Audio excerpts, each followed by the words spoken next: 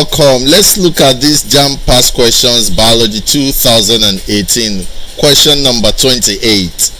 Etiolation is caused by the influence of A. Mineral salts, B. Water, C. Carbon dioxide, D. Light.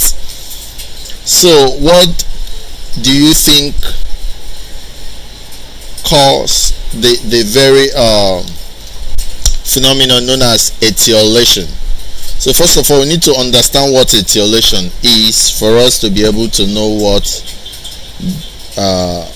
causes it. Now, etiolation is a process.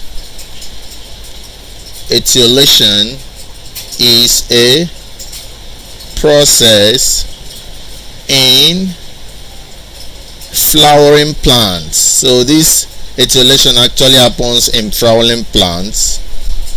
So it's a process in flowering plants, and this happens whenever these flowering plants are grown in partial.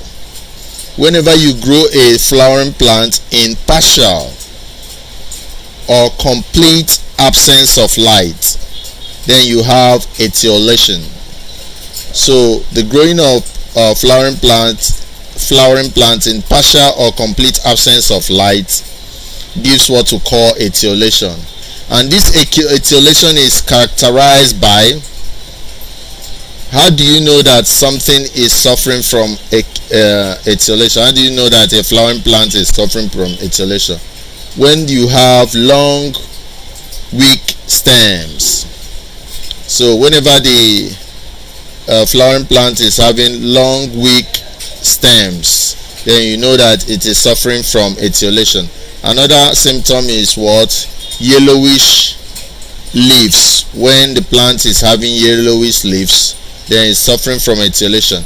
Another symptom is what? Smaller leaves. When it's having smaller leaves due to longer internodes.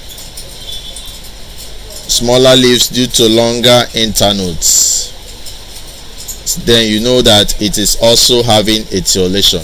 So etiolation has something to do with light, actually, partial or complete absence of light, and it can lead to symptoms like long, weak stems, yellowish leaves, and smaller leaves due to longer internodes. So option D is the right answer. Thank you.